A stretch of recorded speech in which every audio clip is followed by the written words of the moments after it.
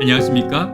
히브리서 첫 번째 시간, 예수를 바라보는 신앙, 예수를 바라보는 신앙이라는 제목으로 하나님 말씀 증거하도록 하겠습니다.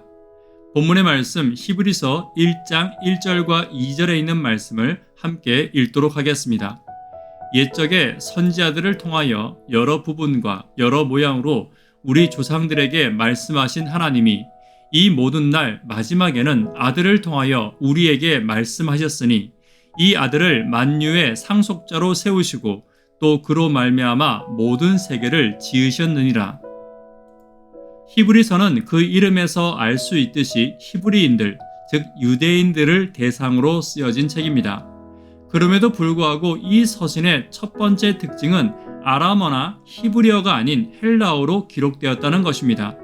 이유는 아마도 오랫동안 헬라 문화권에 살고 있었던 사람들에게 보내진 편지이기 때문일 것입니다.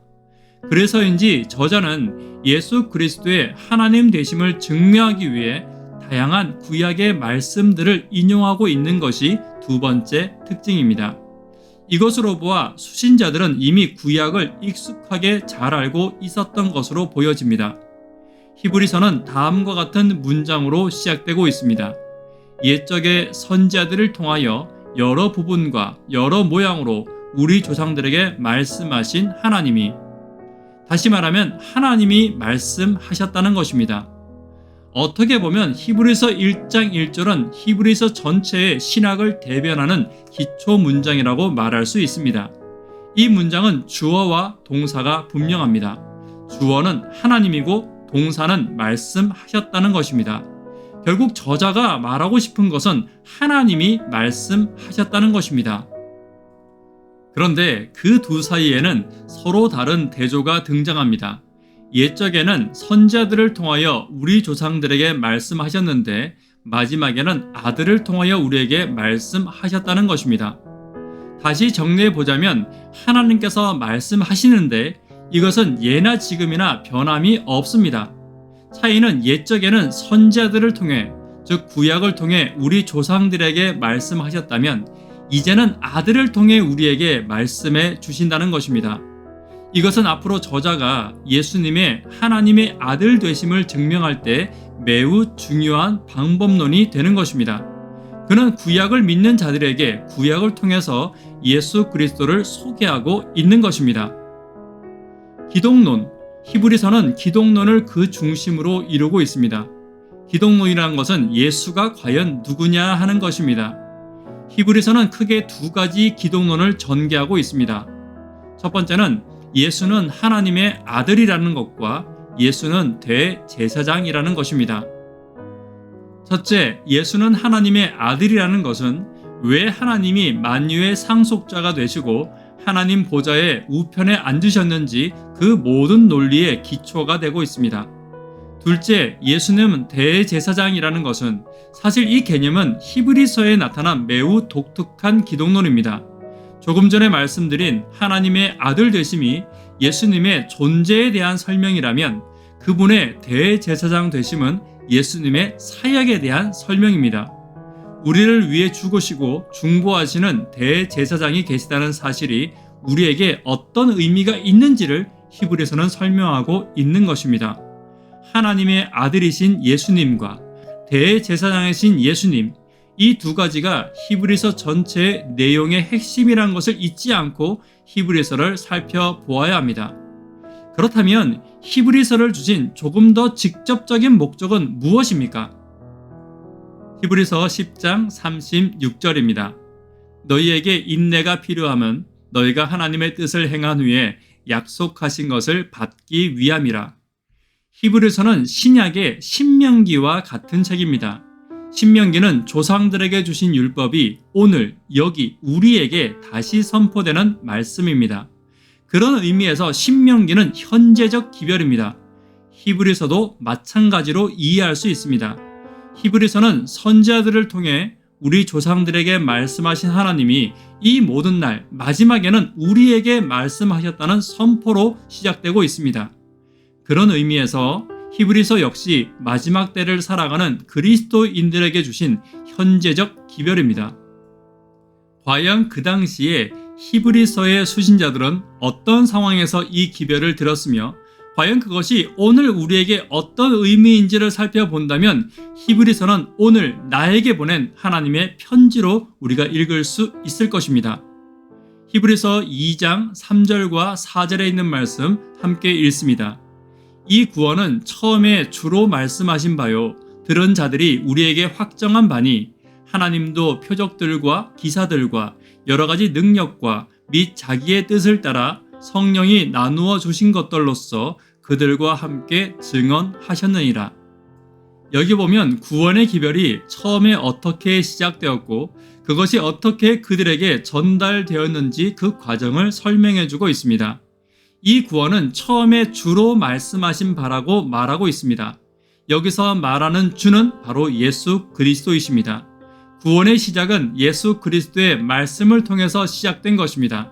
그 다음에는 이 말씀을 들은 자들이 우리에게 확정하셨다고 말하고 있습니다. 그러므로 이 단계를 간단하게 정리해 보자면 처음에는 예수님, 그 다음에는 그분으로부터 직접 말씀을 들은 자들, 즉 사도들을 중심으로 한 무리가 있었습니다. 그리고 그들의 확정을 통해 오늘 이 편지를 받고 있는 우리에게 전달되었다는 것입니다. 이처럼 사도들은 예수님으로부터 말씀을 듣고 직접 본 것을 히브리서 공동체에게 전달한 것입니다. 베드로와 요한은 이렇게 고백하고 있습니다. 우리는 보고 들은 것을 말하지 아니할 수 없다. 베드로와 요한은 들은 것과 본 것을 그 다음 사람들에게 전달하는 역할에 매우 충실했습니다. 그 결과 예루살렘으로부터 시작해서 온 유다와 사마리아와 땅끝까지 이르러 복음이 전파되게 된 것입니다. 이것이 바로 오늘 우리에게 복음이 전달된 방법입니다. 먼저 복음을 듣고 보고 경험한 자들이 그것을 또 다른 이들에게 전달하는 이것이야말로 복음을 땅끝까지 전하는 사명을 이루는 방법인 것입니다. 그런데 여기서 우리가 기억해야 할 매우 중요한 사실이 하나 있는데 이 모든 과정 가운데 하나님께서 늘 함께 하신다는 사실입니다. 히브리서 2장 3절과 4절을 다시 한 번 더 자세히 살펴보자면 여기에 삼위 하나님이 다 등장하고 있습니다. 먼저 이 구원을 처음에 주로 말씀하신 바요, 즉 예수님께서 선포하신 말씀으로 시작된 이 구원의 소식은 성령이 나누어 주시는 것으로 그들과 함께 증언하셨다고 고백되고 있습니다. 이처럼 아버지와 아들과 성령께서 복음이 전달되는 곳마다 하나님의 나라가 확장되는 곳마다 언제나 함께 하시고 계심을 성경은 말하고 있습니다. 마태복음 28장 19절에 있는 말씀 잠깐 보도록 하겠습니다. 그러므로 너희는 가서 모든 민족으로 제자를 삼아 아버지와 아들과 성령의 이름으로 침례를 베풀고 복음이 전해지는 곳마다 그분의 제자들이 확장되는 곳마다 아버지와 아들과 성령의 이름으로 침례가 행해지는 곳마다 내가 항상 함께 있으리라는 이 약속은 언제나 하나님 편에서 지키시고 계신 것입니다. 이것은 오늘날에도 복음이 전파되는 우리의 삶의 현장에서도 분명히 성취될 것입니다. 아버지와 아들과 성령께서 복음이 선포되는 곳마다 분명히 나와 함께 하시는 것입니다. 이러한 확신이 우리에게 반드시 필요한 이유는 복음이 있는 곳에는 항상 악한 마귀의 방해가 있기 때문입니다.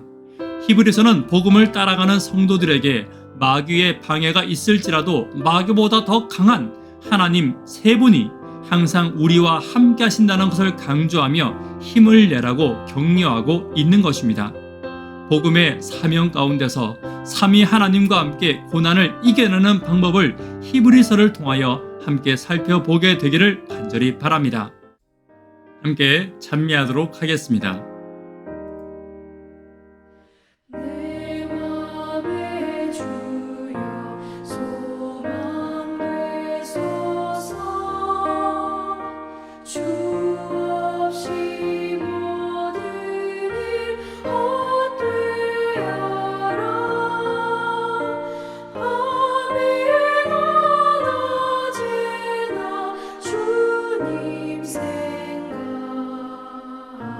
생각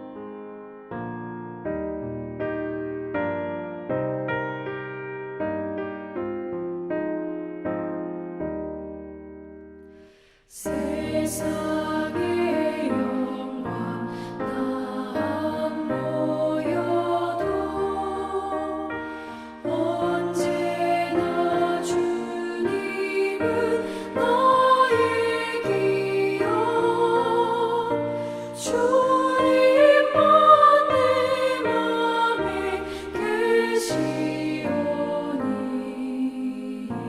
영원한 주님 참 귀하셔라. 영원한 주님 내 승리의 주 하늘의 기쁨을 주옵소서. 어떠한 고난이 닥쳐와도 만유의 주여 소망 되소서.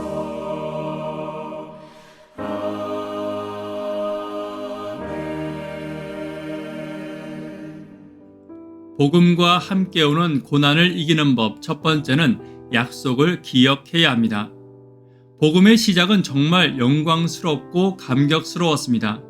강력한 복음의 선포와 표적과 기사들을 통해 나타나는 하나님의 능력이 그들의 가슴을 뜨겁게 했을 것입니다. 그러나 그리스도인들은 감동과 함께 곧 시작될 박해를 견뎌야만 했습니다. 히브리서 공동체가 언제 어디서 시작되었는지 정확히 알 수는 없지만 시간을 언제로 잡든지 간에 그 시기에는 기독교 공동체에 대한 로마의 박해가 있었습니다. 60년대에는 네로 황제를 통한 박해가 있었고 1세기 말에는 도미티아누스 황제를 통한 극심한 박해가 있었습니다. 이런 시대에 그리스도인으로 살아간다는 것은 그들의 목숨을 내어 놓아야 하는 일이었습니다. 그러므로 히브리서는 이러한 상황에 있는 그리스도인들에게 다음과 같이 권면하고 있습니다. 히브리 10장 33절로 35절입니다. 혹은 비방과 환난로서 사람에게 구경거리가 되고 혹은 이러한 형편에 있는 자들과 사귀는 자가 되었으니 너희는 갇힌 자를 동정하고 너희 소유를 빼앗기는 것도 기쁘게 당한 것은 더 낫고 영구한 소유가 있는 줄을 알미라. 그러므로 너희 담대함을 버리지 말라. 이것이 큰 상을 얻게 하느니라. 당시 그리스도인들이 겪어야 했던 고난은 말을 통한 비방, 공개적인 모욕, 감옥에 갇히기도 하고 소유를 빼앗기기도 하는 물리적인 고난까지 다양했던 것으로 보입니다. 이제 막 복음을 받아들이고 그리스도인으로 살아가려고 하는 자들에게 이러한 고난은 너무나도 큰 장애물이 되었을 것입니다. 그런데 바로 이런 상황에 있는 자들에게 히브리서는 더 낫고 영구한 소유가 있는 줄을 알고 담대함을 버리지 말라고 권면합니다. 현재 내가 빼앗긴 소유보다 더 영구한 소유가 있다는 사실, 현재 내가 받는 모욕과 수치보다 더 큰 영광이 약속되어 있다는 것을 기억하고 오늘 우리의 고난을 이겨낼 수 있다라고 고백하고 있는 것입니다. 두 번째는 예수님을 바라보며 이겨낼 수 있습니다. 히브리서 하면 가장 먼저 떠오르는 것이 11장입니다. 11장의 별명은 믿음장이고 이 믿음장은 한마디로 고난 중에 있는 성도에게 주는 권면입니다. 그런데 여기서 자세히 보면 하나님을 믿으면 고난도 없고 아픔도 없고 모든 것이 형통하게 잘 될 것이라고 말하지 않습니다. 오히려 히브리서 11장은 똑같은 믿음을 가지고 살았던 자들임에도 불구하고 그들이 이 땅에서 겪은 일은 너무나도 달랐다는 것을 강조하고 있습니다. 히브리 11장 4절과 5절을 보면 4절에서는 먼저 믿음으로 가인보다 더 나은 제사를 드린 아벨을 이야기하고 있습니다. 그런데 4절은 그 결과를 무엇이라고 말합니까? 예수를 잘 믿은 결과 그는 죽었다라고 말합니다. 믿음을 선택한 결과가 죽음이었습니다.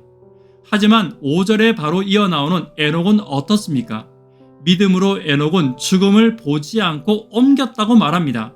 똑같은 믿음인데 누구는 그 믿음 때문에 죽었고 누구는 그 믿음 때문에 죽지 않고 하늘에 간 것입니다. 11절과 17절도 마찬가지입니다.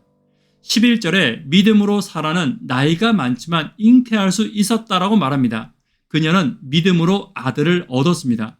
그런데 17절에 아브라함은 어떻습니까? 아브라함은 시험을 받을 때 믿음으로 이삭을 드렸다라고 말합니다.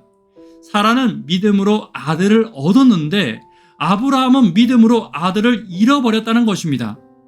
21절과 24절을 보시면 21절에 나오는 요셉은 믿음으로 하나님 앞에 온전히 산 결과 애굽의 총리가 되었습니다. 그런데 24절에 나오는 모세는 믿음 때문에 공주의 아들이라 칭함을 받기를 거절하고 백성과 함께 고난을 받았습니다. 누구는 믿음으로 인해 부귀 영화를 누리고 누구는 그 믿음 때문에 모든 부귀 영화를 잃어버렸습니다. 이러한 대조는 그 이후에 나오는 하나님의 백성들의 삶에서도 계속해서 나타나고 있습니다. 히브리 11장 33절과 34절 함께 읽습니다. 그들은 믿음으로 나라들을 이기기도 하며 의를 행하기도 하며 약속을 받기도 하며 사자들의 입을 막기도 하며 불의 세력을 멸하기도 하며 칼날을 피하기도 하며 연약한 가운데서 강하게 되기도 하며 전쟁에 용감하게 되어 이방 사람들의 진을 물리치기도 하며 이 정도라면 하나님을 믿을만 할 것 같습니다.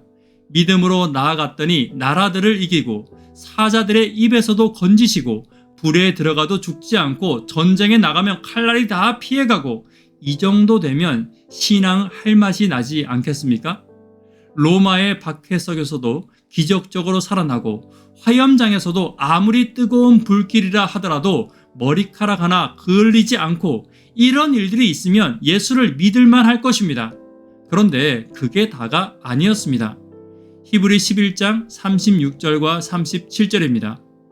또 어떤 이들은 조롱과 채찍질 뿐 아니라 결박과 옥에 갇히는 시련도 받았으니 돌로 치는 것과 톱으로 켜는 것과 시험과 칼로 죽임을 당하고 양과 염소의 가죽을 입고 유리하여 궁핍과 환난과 학대를 받았으니 조금 전까지만 해도 불에서도 건져내고 사자의 입에서도 건져내고 칼날을 피하게 하시고 모든 전쟁에서 승리하게 하신 그 똑같은 하나님께서 어떤 사람에게는 조롱과 채찍질 뿐 아니라 결박과 옥에 갇히는 것과 돌로 치는 것과 톱으로 잘려 죽는 고통을 허락하게도 하신다는 것입니다.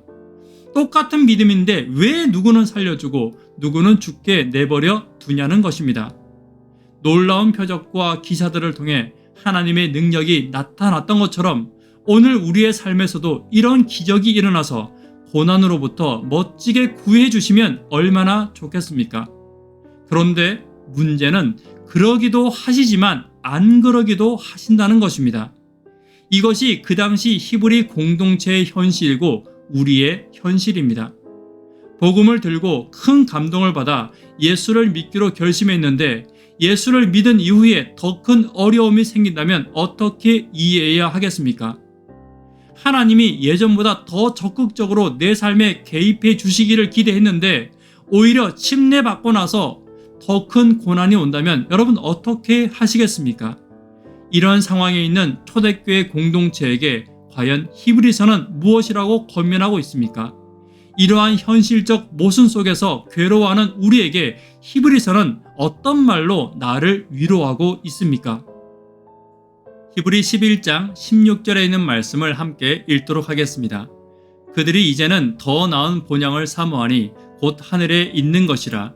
이러므로 하나님이 그들의 하나님이라 일컬음을 받으심을 부끄러워하지 아니하시고 그들을 위하여 한 성을 예비하셨느니라. 우리의 믿음의 선조들이 고난이 있음에도 불구하고 이 모든 것을 믿음으로 이겨낼 수 있었던 이유는 그들이 더 나은 본향을 사모했기 때문입니다. 만약에 기독교가 이 땅에서 부귀 영화를 약속하는 종교였다면 오늘의 고난이 우리에게도 큰 실망과 절망의 이유가 될 것입니다. 하지만 기독교의 복음은 더 나은 본향, 곧 하늘에 있는 것이라고 저와 여러분들에게 권면하고 있습니다. 그리고 고난 중에 있는 성도의 시선을 이 땅에서 하나님께로, 고난에서부터 예수님께로 돌리고 있는 것입니다. 히브리서 12장 2절에 있는 말씀 함께 읽습니다. 믿음의 주여 또 온전케 하시는 이인 예수를 바라보자. 그는 그 앞에 있는 기쁨을 위하여 십자가를 참으사 부끄러움을 개의치 아니하시고 하나님 보좌 우편에 앉으셨느니라. 왜 히브리서는 예수를 바라보자라고 말하고 있습니까? 예수님의 무엇을 바라보라는 말입니까? 그것은 그 앞에 있는 기쁨을 위하여 십자가의 고난을 참으심으로 결국 하나님 보좌 우편에 앉으신 예수님의 십자가의 영광을 바라보라는 것입니다. 십자가 너머에 있는 영광, 고난 이후에 다가올 감사, 이것이 바로 고난 중에 있는 성도들에게 전하는 히브리서의 메시지입니다. 혹시 우리 중에 이런 고민 중에 있는 분이 계시다면 히브리서의 이 말씀이 저와 여러분의 마음에 큰 위로가 되기를 간절히 바랍니다. 우리는 믿음을 다 이해할 수 없고 하나님의 뜻을 다 알 수는 없지만 예수님의 십자가는 고난 중에 있는 모든 이들에게 위로의 복음이 될 것이라는 것을 기억하시기를 간절히 바랍니다. 세 번째는 함께 노력함으로 이겨낼 수 있습니다. 고난 중에 있는 이들에게 예수를 바라보자 라고 초대하는 히브리서의 말씀은 우리에게 고난 이후의 영광을 바라보게 하고 있습니다. 그런데 현실적으로 볼 때 막연한 미래의 희망이 현재의 고난을 뚫고 올라가기에는 역부족일 때가 많이 있습니다. 분명 성경은 우리에게 더 나은 본향을 약속하지만 지금 당장 내가 너무 힘든데 그 약속이 나에게 아무런 위로가 되지 않을 때도 있다는 것입니다. 이럴 때 우리는 어떻게 해야 합니까? 성경의 약속이 점점 내 삶의 힘을 잃고 답답한 현실이 나를 한없이 누르고 있을 때 우리는 어떻게 할 수 있습니까? 히브리 12장 12절과 13절입니다. 그러므로 피곤한 손과 연약한 무릎을 일으켜 세우고 너희 발을 위하여 곧은 길을 만들어 저는 다리로 하여금 어그러지지 않고 고침을 받게 하라. 피곤한 손과 연약한 무릎을 도와주라고 성경은 말합니다. 같은 신앙을 하며 쉽게 지치고 연약한 자들을 곁에서 일으켜 세우라고 말하고 있는 것입니다. 스스로 일어날 힘이 없어 쓰러져 있는 자들을 격려하고 품고 어루만져서 다시 믿음의 길을 서도록 서로 격려하라는 권면입니다. 때로는 그 길이 너무 험하고 어려울 때에는 우리는 할 수 있는 대로 곧은 길을 만들어서 저는 다리로 하여금 어그러지지 않도록 서로를 위해 수고를 아끼지 말아야 하는 것입니다. 이것이 바로 신앙 공동체의 모습입니다. 히브리 13장 1절로 3절입니다. 형제 사랑하기를 계속하고 손님 대접하기를 잊지 말라. 이로써 부지 중에 천사들을 대접한 이들이 있느니라. 너희도 함께 갇힌 것 같이 갇힌 자를 생각하고 너희도 몸을 가졌은즉 학대받는 자를 생각하라. 히브리서는 결코 고난 중에 있는 성도들에게 예수님만 바라보라는 한 가지 권면만을 하지는 않습니다. 물론 고난 중에 있는 성도 개개인이 예수님께 시선을 집중함으로 장차 있을 영광을 소망하는 것은 매우 중요합니다. 그러나 그것만으로는 부족합니다. 우리에게 필요한 또 한 가지는 바로 신앙 공동체 안에서의 사랑과 격려입니다. 우리의 공동체가 넘어진 자를 일으켜 세우고 피곤한 손과 연약한 무릎을 일으켜 세우는 공동체가 되기를 간절히 바랍니다. 또한 그러한 공동체로 인하여 우리 모두가 힘을 얻고 함께 하늘의 소망을 결코 포기하지 않으며 하나님께서 초청하신 하늘에 함께 가는 교회와 공동체와 가정이 되기를 간절히 바랍니다. 네 번째, 모든 것이 지나갈 것이며 마지막이 올 것입니다. 이스라엘 백성들이 가나안 땅에 거의 다 왔을 때 약속의 땅이 건너다 보이는 그곳에서 그들은 가장 큰 실패를 맛보았습니다. 바로 바알불의 음행이었습니다. 그 결과 이스라엘에 연병이 임했고 무려 2만 4천 명이 죽임을 당했습니다. 그런데 문제는 우리도 그럴 수 있다는 것입니다. 히브리서가 기록된 목적이 바로 여기에 있습니다. 히브리서는 처음부터 그들이 살고 있던 시대를 마지막 때라고 말합니다. 그들은 오랜 광야 생활을 마치고 이제 곧 약속의 땅으로 들어갈 백성이라고 스스로 생각했기 때문에 그들은 느슨해질 수 있었습니다. 그러나 히브리서는 이제 곧 끝이 올 것이기 때문에 더 참고 더 견디고 그들의 믿음을 더 견고히 하라고 말하고 있는 것입니다. 이것이 히브리서 전체를 흐르고 있는 종말론적 사상입니다. 히브리 10장 37절에 있는 말씀을 함께 읽습니다. 잠시 잠깐 오면 오시리가 오시리니 지체하지 아니하시리라.